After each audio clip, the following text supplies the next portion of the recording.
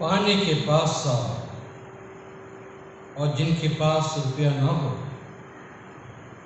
तुम भी आकर मोल ले लो और खाओ दाक मधु और दूध बिन रुपए और बिन दाम ही आकर ले लो। हम अपनी इबादत को शुरू करेंगे और गीत गाएंगे। गीत का नंबर है 56, हिम नंबर 56।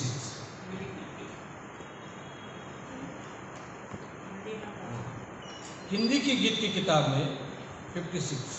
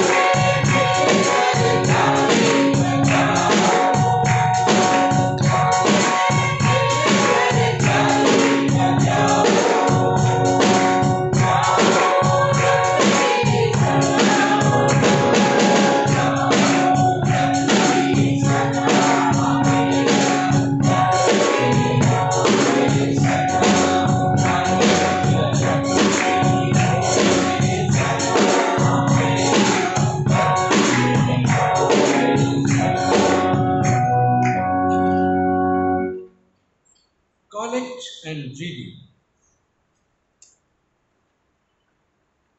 14 पवित्र आत्मा के अवतरण के पश्चात 14वां रविवार। हे अत्यंत दयालु,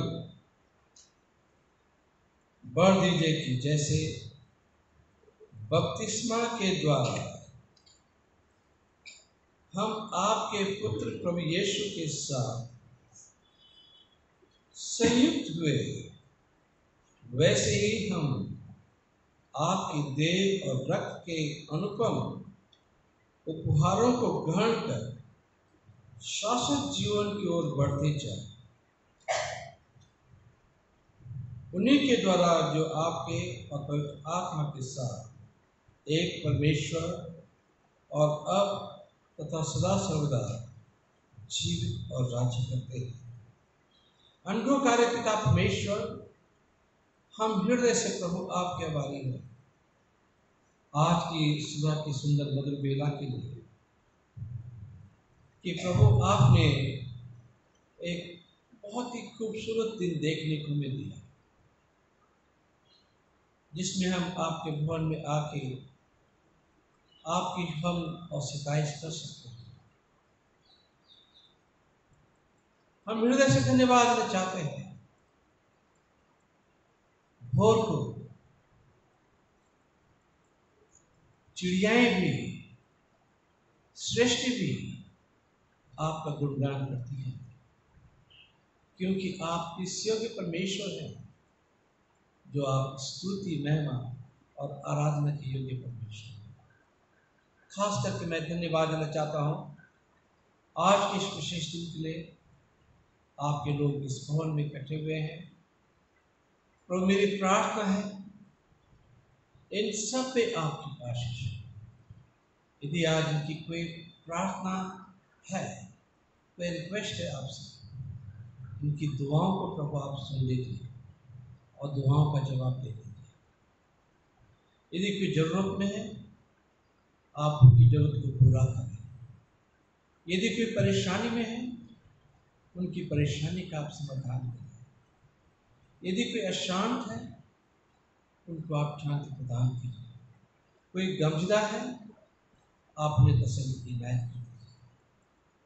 और हम सब कुछ भूल के आपकी ओर ध्यान केंद्रित कर सकें और आपकी स्तुति में कर सकें। आज की इस प्रार्थना सभा को, इस इबादत को प्रभु हम आपके हाथ में रखते हैं और आप अपने वायदे के मुताबिक इस जगह पे हैं, क्योंकि कलाम में लिखा है, जहाँ पे भी मेरे नाम से 2 या 3 जन इकट्ठे होते हैं, मैं वहाँ पे उपस्थित होता हूँ। हमारा विश्वास है कि आप इस जगह पर उपस्थित हैं। ये आपका भवन है और आप इस जगह पर उपस्थित हैं और आप हम सब से बातचीत करें। इस दुआ को सुनना कबूल करें, आपके बेटे प्रभु यीशु के नाम से आमीन। जमात मेहरबानी से अपना स्थान ग्रहण कर लें। हम बाइबल का पाठ पढ़ेंगे। रोमन्स की पत्री से बाइबल का पाठ पढ़ा जाएगा।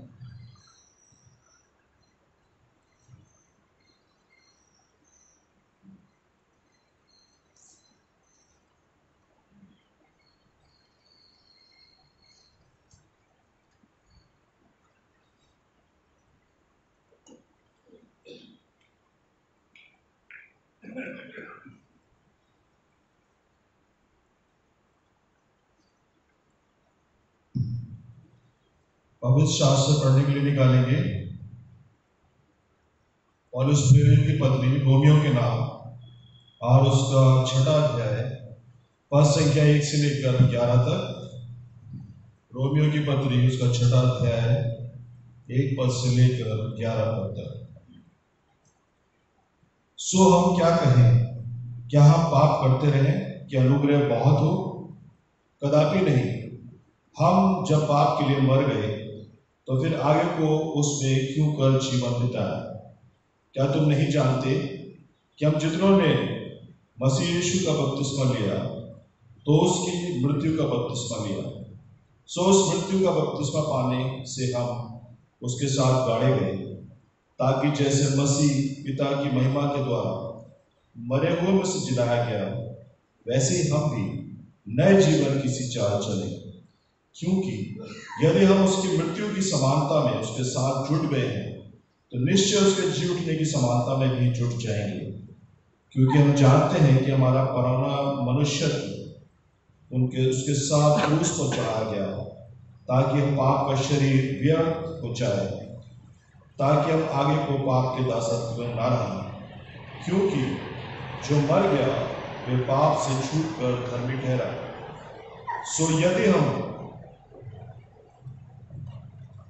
मसीह के साथ मर गए, तो हमारा विश्वास यह है कि उसके साथ जिएंगे भी, क्योंकि ये जानते हैं कि मसीह मरे हुओं में से जी उठकर फिर मरने का नहीं, उस पर फिर मृत्यु की प्रभुता नहीं होने की।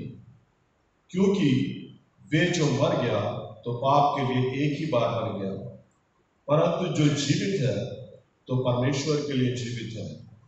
ऐसे तुम भी अपने आप को पाप के लिए तो मरा, परंतु परमेश्वर के लिए मसीह यीशु में जीवित समझो। ये क्रिस का सुसमाचार है। परमेश्वर का धन्यवाद हो। और मैं योग से रिक्वेस्ट करूंगा कि प्रेज एंड वर्शिप में हमारे अगुवाई करें।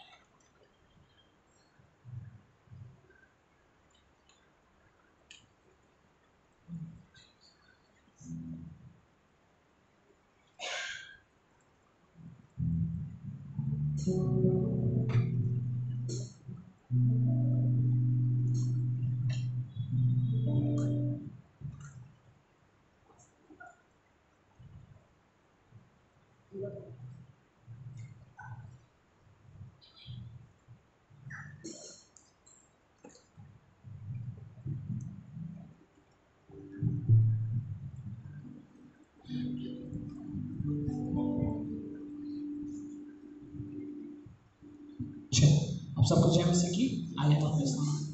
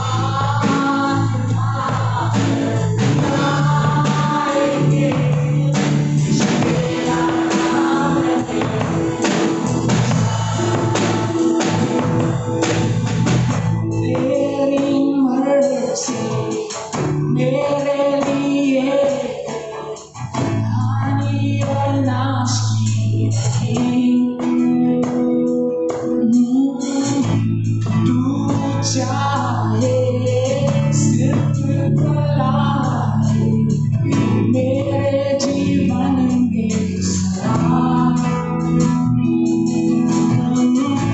तेरी मर्जी मेरे लिए हानि और नाश की नहीं। तू चाहे सिर्फ भलाई मेरे जीवन में सदा। तेरी मर्जी मेरे लिए हानि और नाश की नहीं। तू चाहे सिर्फ भलाई मेरे जीवन में सदा। तेरी मर्जी मेरे लिए हानि और नाश की नहीं। तू चाहे सिर्फ भलाई मेरे जीवन में सदा। चाहे हो साना तू राजा है राजा। तेरी महिमा होवे सदा। तू है प्रभु हमारा, हम गाए होसाना। तू राजा है राजा।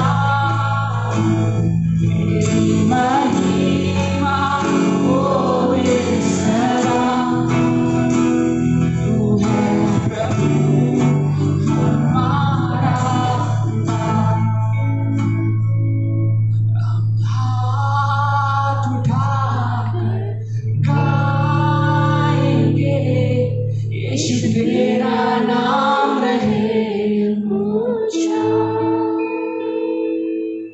हम हाथ उठाकर गाएंगे यीशु तेरा नाम रहे ऊंचा। प्रभु जी, हम सुबह को परमेश्वर आपको चढ़ना चाहते हैं और परमेश्वर हम प्रार्थना करते हैं परमेश्वर we come to you on the throne. एक बच्चे के समान प्रभु, आपके बेटे और बेटी के समान। बिकॉज परमेश्वर आप हमें रिसीव ऐसा करते हैं, आप हमें अपने बेटे और बेटी की तरह रिसीव करते हैं। Whenever we come to your throne, Lord, cut all our logic, every logic, सारी sensual चीजें हटाइए प्रभु, और we can only trust the word of God right now. We can receive the word of God. Lord, thank you because you are good. You are a good, good Father. धन्यवाद परमेश्वर कि आप एक अच्छे पिता हैं। परमेश्वर हमें वचन से बातचीत कीजिए, हमें तोड़िए, मरोड़िए, सिखाइए, बताइए, हमारी बुद्धि को खोलिए, हमारे विजडम नॉलेज को खोलिए परमेश्वर, हमारी रेवलेशन नॉलेज को खोलिए प्रभु। We want to come to you, और हम आपसे सीखना चाहते हैं प्रभु। हम एक बच्चे के समान वचन को रिसीव करना चाहते हैं प्रभु। Thank you for all what you do for us. Thank you Jesus. Thank you. In Jesus' name we pray. यीशु मसीह के नाम से मांगते हैं। Thank you very much. इंजील से पाठ पढ़ा जाएगा। इंजील का पाठ लिया गया है यूहन्ना की इंजील, उसका 6वां अध्याय, उसके 47 वर्ष से लेके 59 वर्ष तक। The Holy Gospel is found in Gospel according to Saint John, chapter 6, from verse 47 till verse 49। यहां इस प्रकार से लिखा हुआ है,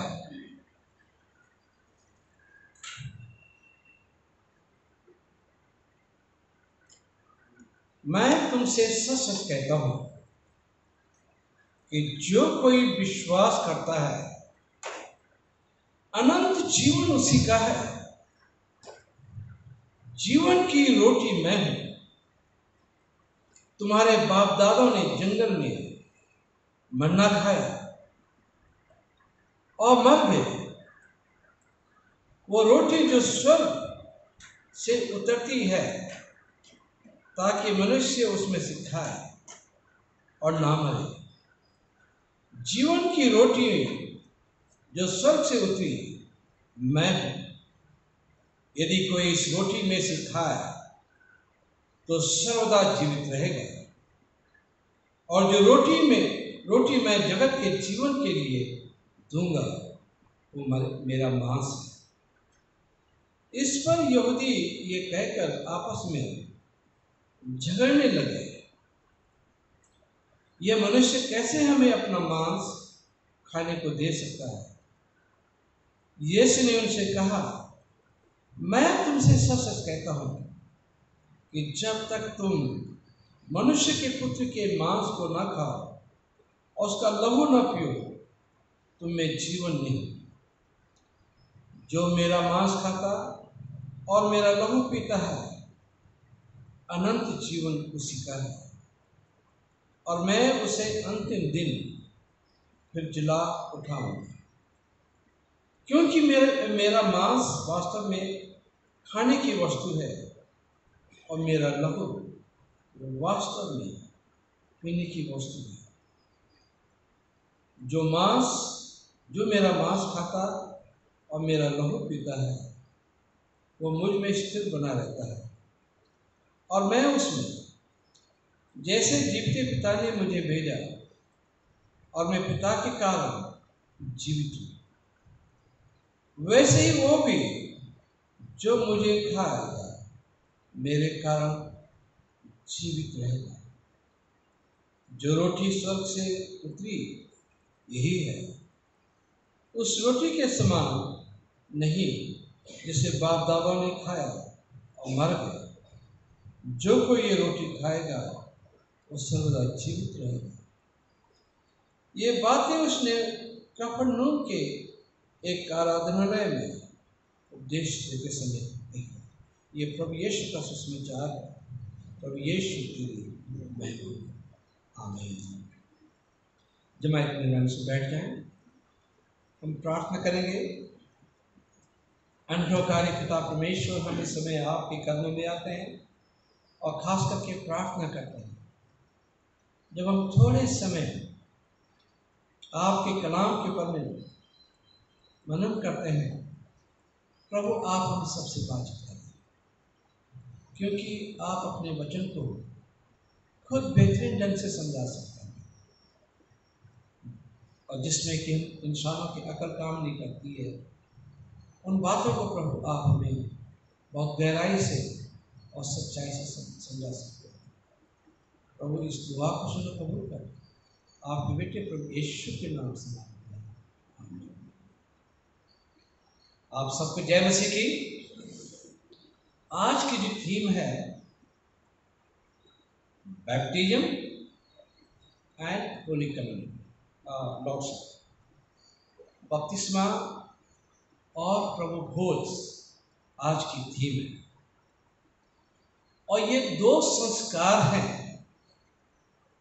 जो हमारे प्रभु यीशु ने हमें दिए हैं।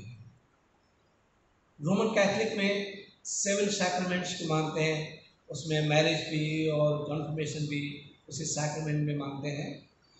परंतु हमारे जो प्रोटेस्टेंट हैं, हम लोग जो हैं, हम 2 सैक्रामेंट को मानते हैं खास, वह है बपतिस्मा संस्कार और प्रभु भोज का संस्कार। और ये संस्कार जो है ये प्रभु यीशु ने हमें दिए।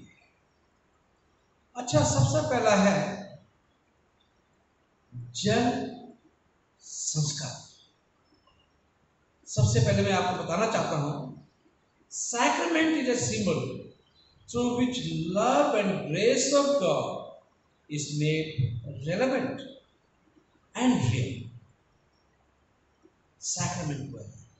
Through the sacrament of God comes to us with His grace, and we respond to Him in faith and obedience.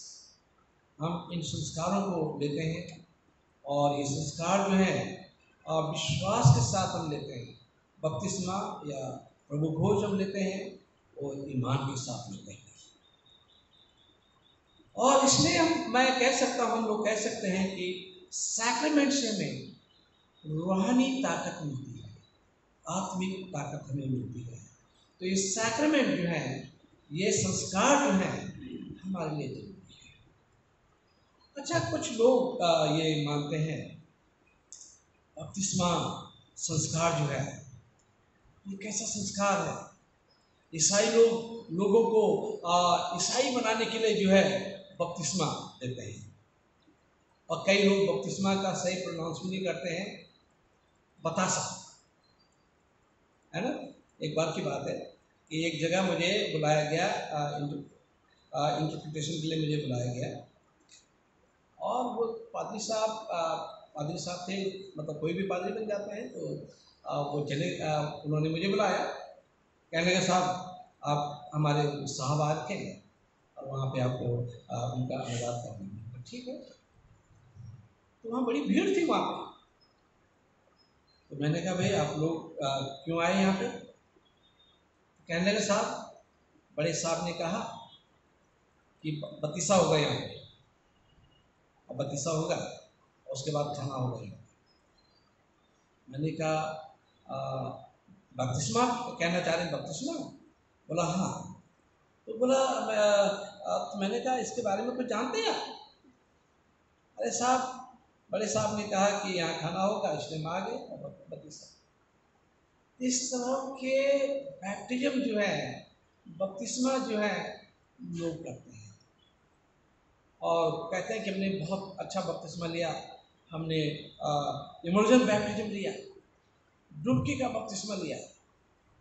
फिर मैंने उन्हें समझाया, और वो जो आए थे प्रचारक, वो पता नहीं क्या क्या बोल रहे थे कि चर्च में बाजे नहीं बजने चाहिए, हमारे पास 10 तार वाले बाजे हैं, उन्हें बजाना चाहिए, मतलब ताली बजानी चाहिए, उसके अलावा कुछ बाजे नहीं बजने चाहिए। तो मेरा दिमाग जो है थोड़ा सा कुछ गड़बड़ा गया, कुछ मैंने कहा ये क्या बोल रहा है। उसके बाद वो कुछ बोलता रहा अंग्रेजी में, मैं हिंदी में अपना सुसमाचार का प्रचार लोगों को करता रहा, और उसके बाद ये होता। तो अक्सर लोग जो है बपतिस्मा के बारे में लोगों के गलत धारणाएं। बपतिस्मा है क्या एक्चुअली? बपतिस्मा एक दूसरे शब्दों में कहा जाए कि फ्यूनरल है, मौत का दिन है उस दिन। मतलब हम क्या होता है कि पाप के लिए मर गए, फिर एक तरह का फ्यूनरल सोलनाइज होता है कि पाप के लिए मर गए, और जब पानी से निकलते हैं वो मसीह के लिए जीवित होते हैं। तो अर्ली चर्च में क्या होता था कि जब लोगों का बपतिस्मा होता था तो लोग यीशु को जानते थे, और यीशु को जानते थे, उन्हें समझाया जाता था, वो जानते थे, उनका विश्वास होता था, उसके बाद उनका बपतिस्मा। परंतु उसके बाद जो है, अब आप लोगों को लगेगा कि अब ये बपतिस्मा ऐसा होता है, एंड डुबकी का ही बपतिस्मा जो है एक सही बपतिस्मा है और कोई सही बपतिस्मा नहीं होता है। सो मैं आपको बताना चाहूँगा कि बैप्टिज्म इज ए सिंबॉलिक, है ना। इंसान बपतिस्मा से बदलता नहीं है, इंसान जो बदलता है सिर्फ वचन से बदलता है। बपतिस्मा से कोई ट्रांसफॉर्मेशन नहीं होता है उसका जीवन का। कई लोग सोचते हैं कि वहाँ बपतिस्मा ले लेंगे तो हमारा जीवन बदल जाएगा, वहाँ बपतिस्मा लेंगे तो हमारा जीवन बदल जाएगा, और अक्सर ऐसा होता नहीं है। चाहे कई बपतिस्मा कोई ले ले, कुछ नहीं होने वाला है, क्योंकि बैप्टिज्म जो है सिंबॉलिक है। और इस बपतिस्मे के ऊपर में जो है चर्च डिवाइड हो जाता है।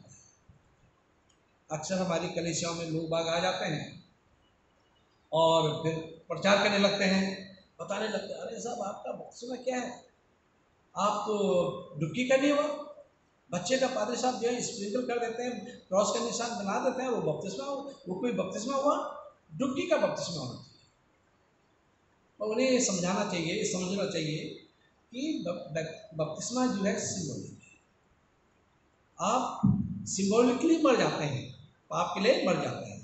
आप सच में तो नहीं मर जाते हैं, सच में कोई मरता तो नहीं है, सिंबॉलिक मर जाते हैं।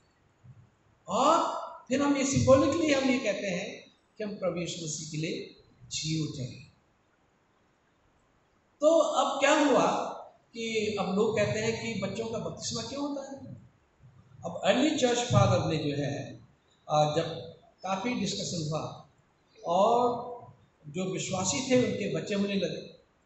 जब पहले अर्ली चर्च बना, पहले तो बड़े बड़े लोग ही प्रभु यीशु मसीह पे विश्वास करते थे, जो समझ जाते थे, जिनका विश्वास हो जाता था, वही लोग यीशु में वही लोग बपतिस्मा लेते थे। तो बाद में ये क्या हुआ, यदि कोई पढ़े मेरे साथ में तो प्रेरितों के काम उसका दूसरा अध्याय फ्रॉम वर्स 38 टू 42 वर्स पे पढ़ लें, जोर से पे पढ़ लें। प्रेरितों के कार्य दूसरा अध्याय उसके 38 पद से लेकर 42 पद तक। जो लोग कहते हैं कि बच्चों का बपतिस्मा नहीं होता है उनके लिए, हाँ जोर से।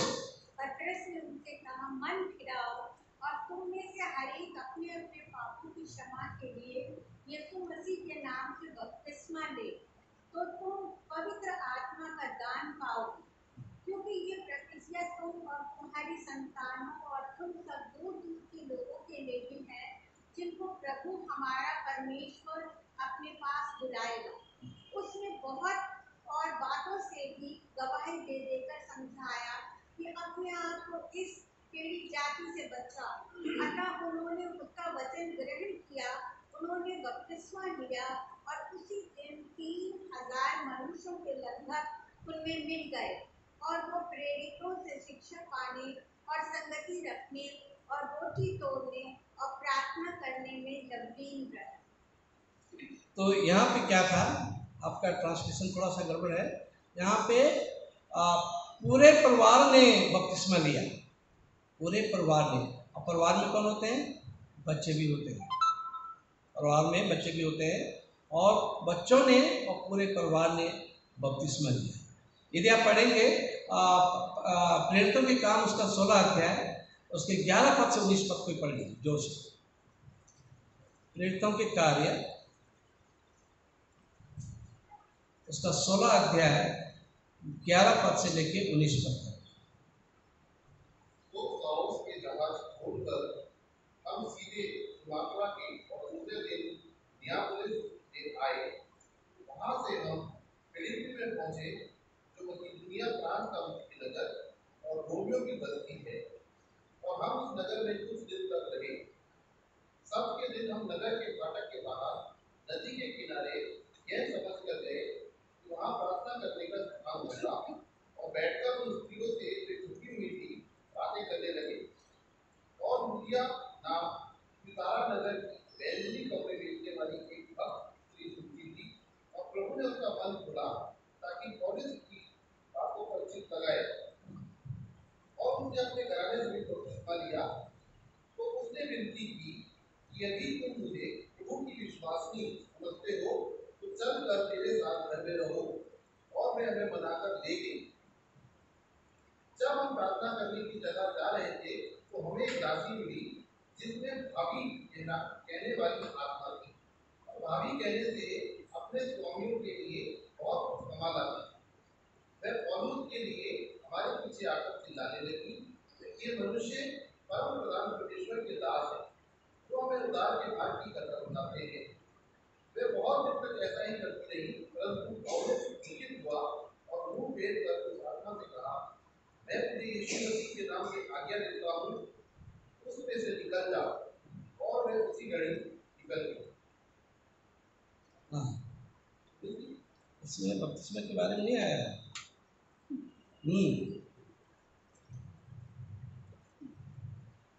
इसमें प्रेरितों के काम उसका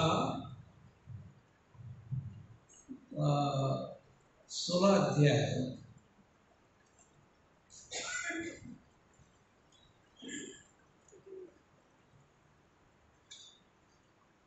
प्रेरितों के काम इसका 16 अध्याय है।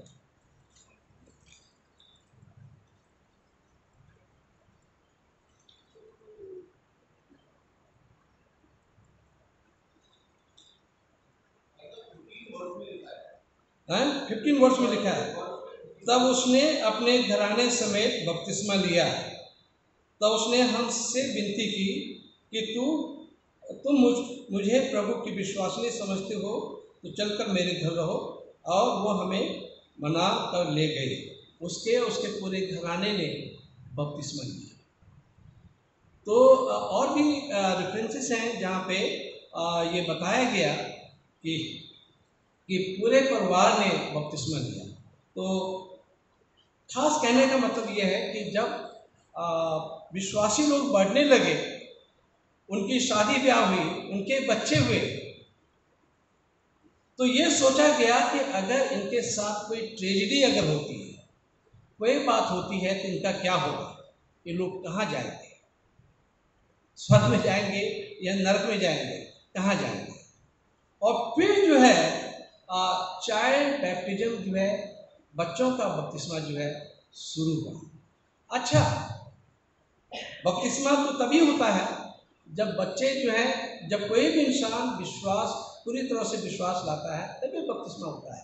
तो इसके लिए क्या है, हमारे यहाँ कॉन्फर्मेशन है। बच्चों को कैटेकिज्म क्लासेस होती हैं, बच्चों को समझाया जाता है, और माँ बाप और धर्म माँ बाप जो बपतिस्मे के समय में धर्म माँ बाप बनते हैं, उनकी जिम्मेदारी होती है कि बच्चों को विश्वास में लाए, मसीह विश्वास में लाए, ये उनकी जिम्मेदारी रहती है। तो पहले यह था कि जवान लोग आते थे प्रभु के पास में, इसलिए बड़े लोगों का बपतिस्मा होता था।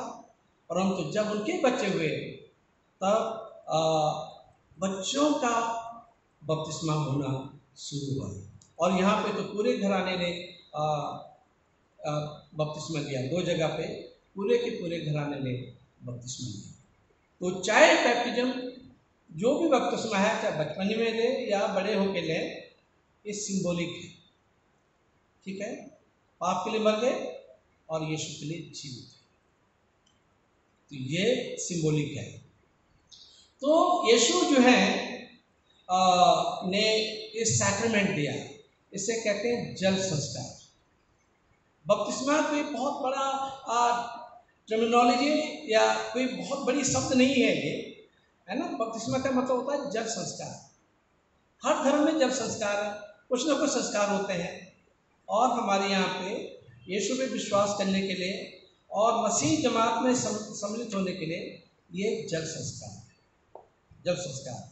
तो बपतिस्मा जो है प्रभु यीशु मसीह ने इंस्टीट्यूट किया और अपने चेलों को कहा, तुम जाओ, पूरे जगत में जाओ, मेरे नाम का प्रचार करो, और जो कोई मुझ पर विश्वास करे उन्हें पिता, पुत्र और पवित्र आत्मा के नाम से बपतिस्मा। जो 3 शब्दों में पिता, पुत्र, पवित्र आत्मा के नाम से बपतिस्मा नहीं देते हैं, वो सही नहीं है। तो पिता, पुत्र और पवित्र आत्मा के नाम से बपतिस्मा मिलना चाहिए। फिर हम यहाँ पे देखते हैं प्रभु भोज के बारे में। फिर प्रभु यीशु ने जो है प्रभु भोज को इंस्टीट्यूट किया, और ये प्रभु भोज जो है जब प्रभु यीशु मसीह पकड़ाए जाने वाले थे, रात को अपने चेलों से कहता है कि मैं चाहता हूँ कि मैं अपने लोगों के बीच में फंसा के बर्फ को खाऊं। और प्रभु यीशु मसीह ने जो है कहा कि ये रोटी उठाई, कहा ये मेरी देह जो तुम्हारे लिए दी जाती है, मेरी यादगारी में ऐसे ही किया। अभी जो हमने पढ़ा, यहूदी लोग कह रहे थे क्या ये जो है हमें अपनी देह खाने को देगा या अपनी लहू पीने को देगा। तो ये भी सिंबॉलिक है, ये भी सिंबॉलिक है कि हम क्या खाते हैं, वचन को खाते हैं, वचन पढ़ते हैं और वचन हमारे अंदर उतरता है और तब हमारा जीवन जो है बदल जाता है। तो यीशु ने यही कहा कि और ये जो लॉर्ड सफर है ये क्या है, एक तरह की अर्ली चर्च में लव फीस्ट, लोग बैठते थे और आपस में मिलते थे और उसके बाद सहभागिता करते थे और मिल के भोज करते थे। इसे कहते थे प्रीति भोज, लव फीस्ट कहते थे। बाद में यही चेंज हुआ प्रभु भोज में, प्रभु भोज की तरतीब में। और कहने का मतलब है कि जितने बार कलीसिया मिलती है और प्रीति भोज में सम्मिलित होती है, उतनी ज़्यादा हमारी एक दूसरे के साथ में लिफाकत होती है, संगति होती है। और जितने ज़्यादा हम प्रभु भोज में सम्मिलित होंगे उतने ज़्यादा हम प्रभु की और करीब आते हैं और प्रभु के उन वायदों को दोहराते हैं, जो वायदे वचन में लिखे हैं उन वायदों को दोहराते हैं। तो प्रभु भोज से जो है उसमें लिखा है, कुरिन्थियों में भी लिखा है कि जो अनवर्डली मैनर से जो है प्रभु भोज को लेते हैं, कई लोग बीमार भी पड़ जाते हैं और कई लोग जो है गलत सोच करते हैं।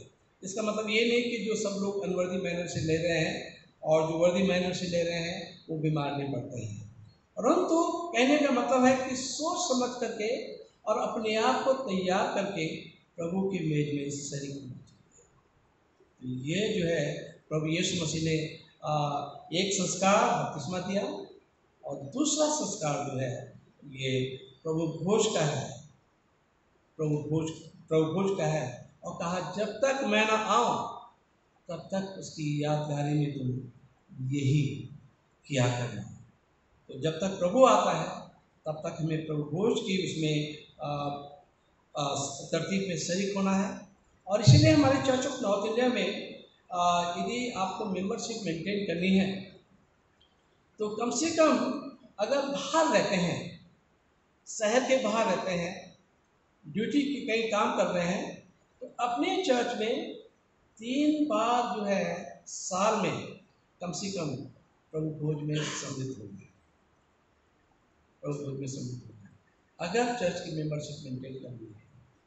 अगर आपने चर्च की मेंबरशिप में प्रभु भोज नहीं लिया साल में 3 बार, आपकी मेंबरशिप ऑटोमेटिकली सीज होगी, आपकी सदस्यता एकदम से चर्च ऑफ नॉर्थ इंडिया से खत्म हो जाती है। तो इसमें जो है प्रभु भोज की बहुत महत्वता है। और अक्सर प्रभु भोज के ऊपर में भी कई लोग कई टिप्पणियाँ करते हैं कि अरे सर ये हाइजीनिक पॉइंट ऑफ व्यू से चर्च ऑफ नॉर्थ इंडिया के लोग एक प्याले में ये कम्युनियन लेते हैं और कोई बीमार हो जाएगा तो फिर क्या होगा, क्या वैसे लोग बीमार नहीं होते हैं? तो जब ये उसमें दाख मधु के ऊपर में और रोटी के वेफर्स के ऊपर में दुआ होती है, उसके अंदर में इतनी सामर्थ आ जाती है कि अगर विश्वास से कोई लेता है तो वो बीमारी भी ठीक हो सकती है, चंगाइयाँ भी मिल सकती हैं यदि विश्वास के साथ और ये सोच के लिए कि ये प्रभु यीशु मसीह का देह है, ये प्रभु यीशु मसीह की लहू है। तो इस विश्वास के साथ अगर लेते हैं तो समझ लीजिए कि बीमारियां भी दूर हो सकती हैं, जीवन में चमत्कार भी हो सकते हैं, जीवन में मिरेकल हो सकते हैं अगर ईमान के साथ में इस प्रभु को उसको। तो ये जो कलाम में बातें हैं प्रभु यीशु मसीह ने कही है कि मेरी देह जो है खाने की चीज़ है, ये वो रोटी है जो आसमान से उतरी है। जब लोगों ने यीशु से कहा अरे मूसा ने दुआ की और आसमान से रोटी उतरी, तो यीशु ने क्या कहा कि उन लोगों ने उस रोटी को खाया उसके बाद मर गए, हमेशा के लिए जिंदा नहीं।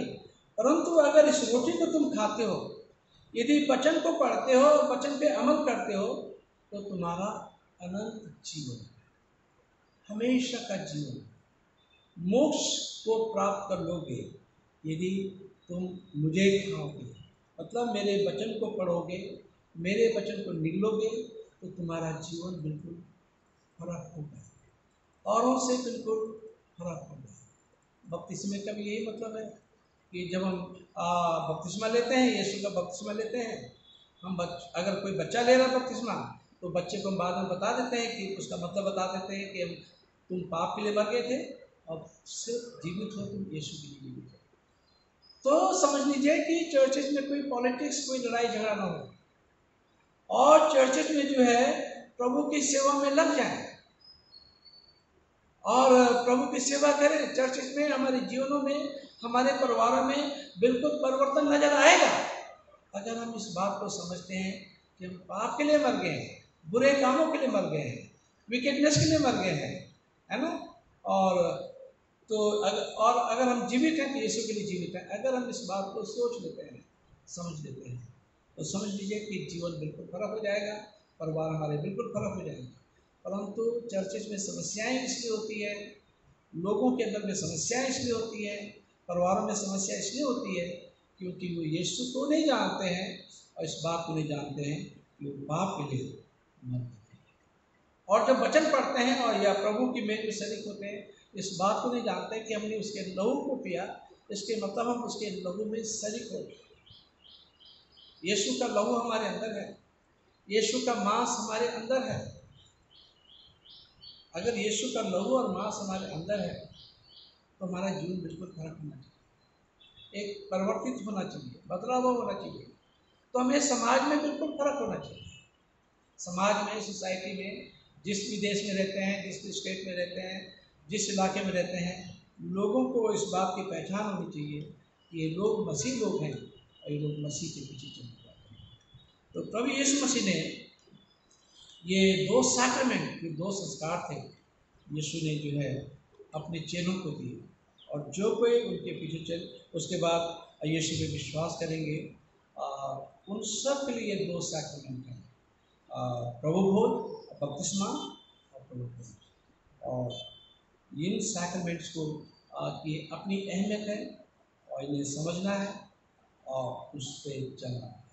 परमेश्वर आप सबको आशीषित करें। प्रार्थना करें। अनुग्रहकारी पिता परमेश्वर, हम इस समय आपके कदमों में आते हैं, हृदय से धन्यवाद देना चाहते हैं बैप्टिज्म के संस्कार के लिए और प्रभु भोज के संस्कार। प्रभु हम इसके अर्थ को समझ सकें और इसके पीछे अपनी चर्च का विभाजन न करें, लोगों की शिक्षा में आके हम इधर उधर न बढ़ते, हम अपने आप को, अपने जीवनों को प्रभु आपके हाथ में रखते हैं। इस दुआ को सुनना कबूल करें, आपके बेटे प्रभु यीशु के नाम से। जमात मेहरबानी से अपने स्थानों पर खड़े हो जाए और हम We will say Apostles' Creed together, प्रेरितों का विश्वास वचन साथ सकते हैं। Page number 15, page number 8। मैं सर्वशक्तिमान पिता, स्वर्ग पृथ्वी श्रेष्ठ करता परमेश्वर पर विश्वास करता हूँ, उसके इकलौते पुत्र हमारे प्रभु यीशु पर विश्वास करता हूँ। वो पवित्र आत्मा के सामने से जन्म लिया है, हमारे मर्जी से जन्मे हैं, उन्होंने पहले से शासन में दूर होकर वो क्रूस पर चढ़ाए गए, नारे गाड़े गए, मृतकों के लोग उतरे, तीसरे दिन वो जी उठे, स्वर्ग पर चढ़ गए, पिता की दरी पर विराजमान थे, वो जीवित और मृतकों न्याय करने के लिए गए। मैं पवित्र आत्मा पर, पवित्र सर्वलोक की कलीसिया, संतों की संगति, पापों की क्षमा, एक ही पुनरुत्थान और शासन पर विश्वास करता हूँ। Amen.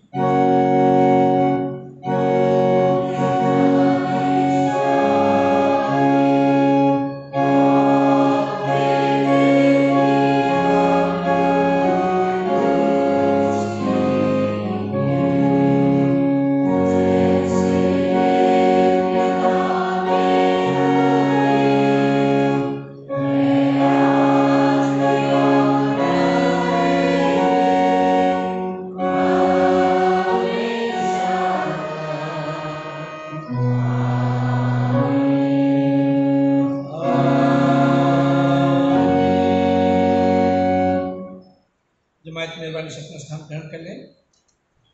मैं आप सबका इस इबादत में स्वागत करता हूँ। परमेश्वर आप सबको आशीषित करे।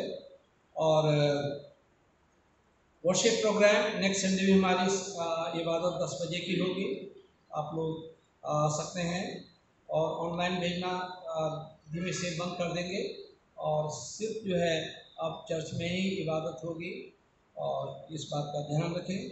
हालांकि अभी गवर्नमेंट का क्लियर कट आदेश नहीं आया है, परंतु और जगहों पे लोग जा रहे हैं। सब जगह खुले हुए हैं, हमारे चर्चेस सिर्फ खुले हुए नहीं है।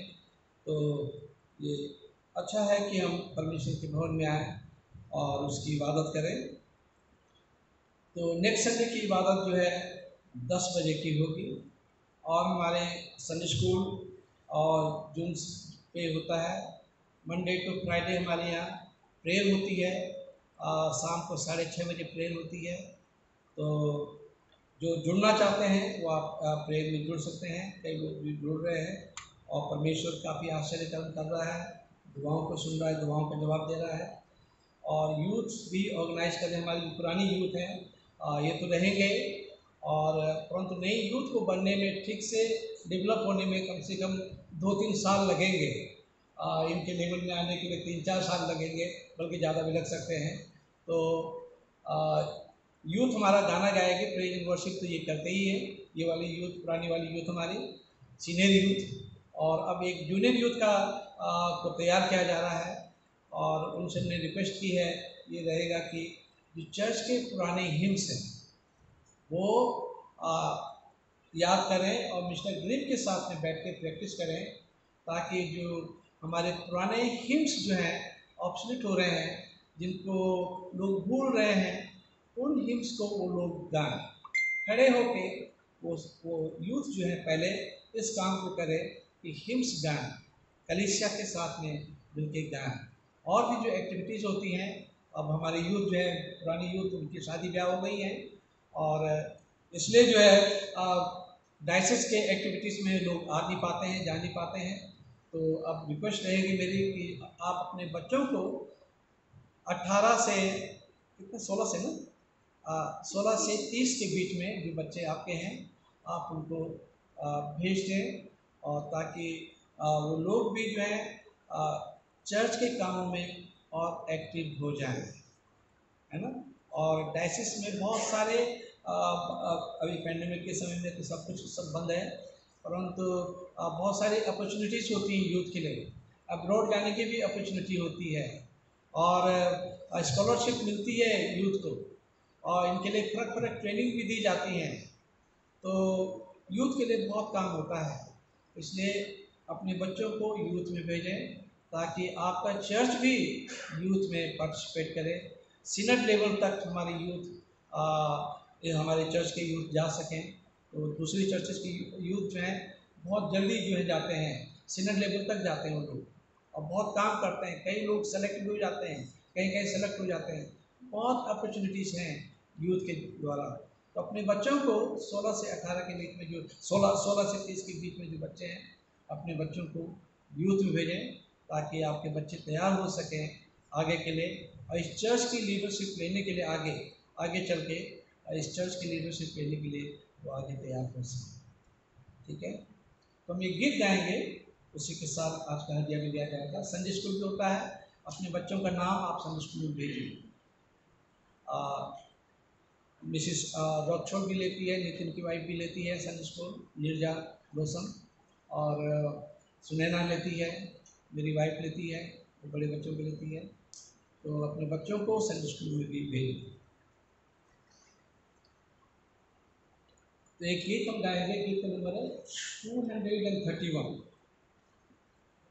रोमन की गीत की किताब में 231 नंबर।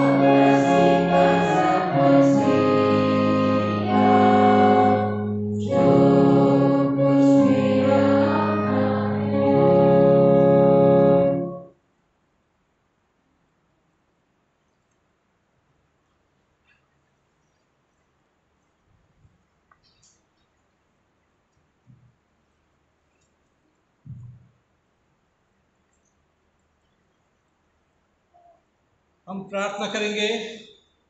अनुग्रहकारी पिता परमेश्वर, हम इस समय आपके कदमों में आते हैं, हृदय से धन्यवाद देना चाहते हैं आज की इबादत के लिए। आपकी परिस्थिति यहाँ पे है, आपने हमारी दुआओं को सुना, दुआओं का जवाब दिया। और प्रभु हम प्रार्थना करते हैं उन लोगों के लिए जो हमारी कलीसिया में बीमार हैं, मिस्टर जेम्स बरकत मसीह के लिए उनके लिए प्रार्थना करते हैं, आप उन्हें चंगाई दें। और जो हमारी कलीसिया में अगर जो भी बीमार हैं, आप उन्हें चंगाई इनायत करें। मेरे को जो ज़रूरत में है उनकी ज़रूरत को पूरा करें, जो परेशान है उनकी परेशानी का समाधान करें। और होने दे प्रभु कि हमारी चर्चेस ठीक से अच्छी तरह से खुल सकें और ये कोविड जो है हमेशा के लिए इस प्लानिट अर्थ से गायब हो जाए, और ताकि सबकी लाइफ नॉर्मल हो सके। हम अपने आप को, अपने जीवनों को और अपनी पूरी कलीसिया को प्रभु आपके हाथ में रखते हैं। धन्यवाद देना चाहते पिता इस दान के लिए जो आपके बच्चों ने अपनी कमी घटी में से दिल खोल के दिया है। इस दान पे प्रभु आपकी बड़ी बरकत हो, और इस दान को प्रभु अपने राज्य की बढ़ोतरी के प्रभु इस्तेमाल करना। जिन्होंने दिया उन्हें बहुतायत से देना, ताकि उनके खजाने में से भरे पूरे रहें और हमेशा तेरी खिदमत के लिए उनके हाथ आगे रहें।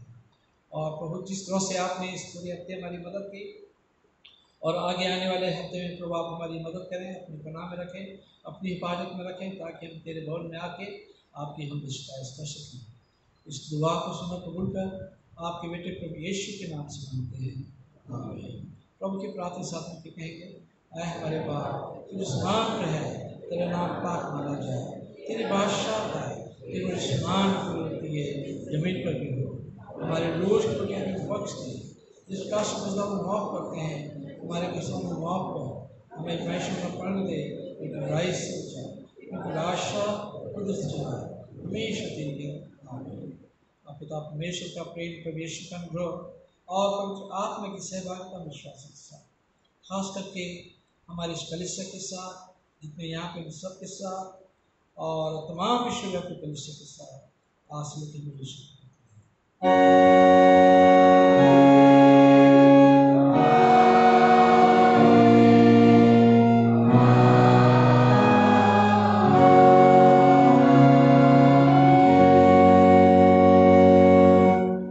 सलामती के साथ जाओ, खुदावंद से मोहब्बत रखो और उसकी खिदमत करो। खुदावंद यीशु मसीह के वसीले से आमीन।